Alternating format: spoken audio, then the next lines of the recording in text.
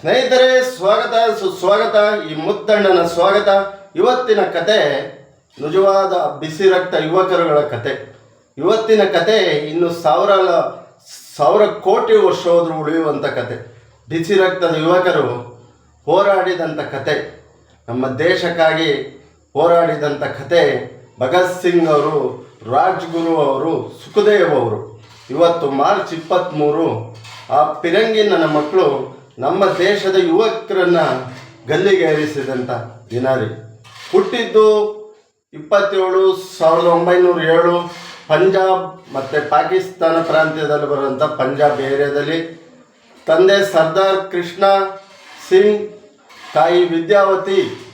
ಅವರ ಹೊಟ್ಟೆಯಲ್ಲಿ ಜನಿಸಿದಂಥ ಆ ತಾಯಿಗೆ ಒಂದು ಪ್ರಣಾಮಗಳು.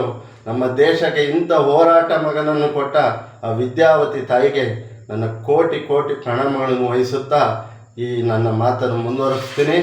ಮರಣ 23, 1931, ಏಜು 23ನೇ ವಯಸ್ಸಿನಲ್ಲಿ ತನ್ನ ಪ್ರಾಣವನ್ನು ಬಿಡ್ತಾರೆ.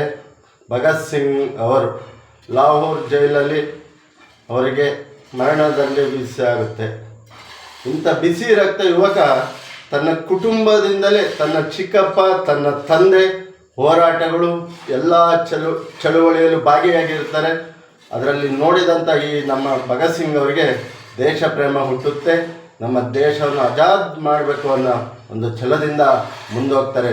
ಸ್ನೇಹಿತರೆ, ಚಂದ್ರಶೇಖರ್ ಆಜಾದ್ ಅವರು ಈ ಹೋರಾಟ ಚಳುವಳಿ ಮುಂದುವರಿಸ್ತಾ ಇರ್ತಾರೆ. ಹಾಗೆ ಸತ್ಯಾಗ್ರಹವು ಶುರುವಾಗಿರುತ್ತೆ. ಆ ಟೈಮಲ್ಲಿ ಗಾಂಧೀಜಿ ಅವರು ಈ ಕಾಂಗ್ರೆಸ್ ಚಳುವಳಿಗಳು ಶುರುವಾಗಿರುತ್ತೆ. ಆ ಟೈಮಲ್ಲಿ ಮುನ್ನೆಲೆಗೆ ಬಂದಂಥ ಬಿಸಿ ರಕ್ತದ ಯುವಕರುಗಳು ಸುಖದೇವ್ ಸರ್, ರಾಜ್ಗುರು, ಭಗತ್ ಸಿಂಗ್ ಅವರು. ತುಂಬ ಸ್ನೇಹಿತರೆ, ಇವರು ನಮ್ಮ ಪಾಠಕ್ಕೆ ಪದ್ಯಕ್ಕೆ ಇದು ಎಚ್ಚಿತ್ತವಾಗಿ ಸೇರಿಸಿ ನಮ್ಮ ಯುವಕರುಗಳಿಗೆ ತಿಳಿಸ್ಬೇಕು.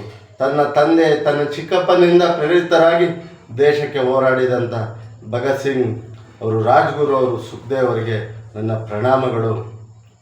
ಆ ದಿನದಲ್ಲಿ ಹಾಗೆ ಆಗಿರಲ್ಲ, ತನ್ನ ಜೀವನವನ್ನೇ ತ್ಯಾಗ ಮಾಡಿ 23 ವರ್ಷಕ್ಕೆ ನನ್ನ ಪ್ರಾಣ ತ್ಯಾಗ ಮಾಡಿದಂಥ ಈ ನನ್ನ ದೇಶ ಪ್ರೇಮಿಗಳಿಗೆ ಒಂದು ಕೋಟಿ ಕೋಟಿ ನಮಸ್ಕಾರಗಳು.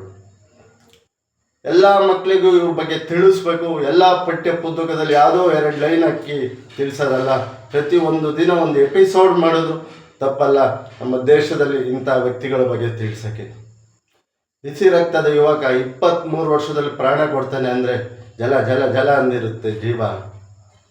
ಇವರ ದೇಶ ಪ್ರೇಮಕ್ಕೆ ನನ್ನೊಂದು ಸಲಾಂ. ಜೈ ಶ್ರೀರಾಮ್. ಕಮೆಂಟ್ ಮಾಡಿ, ಲೈಕ್ ಮಾಡಿ, ಶೇರ್ ಮಾಡಿ, ಆಶೀರ್ವದಿಸಿ, ಹರಸಿ.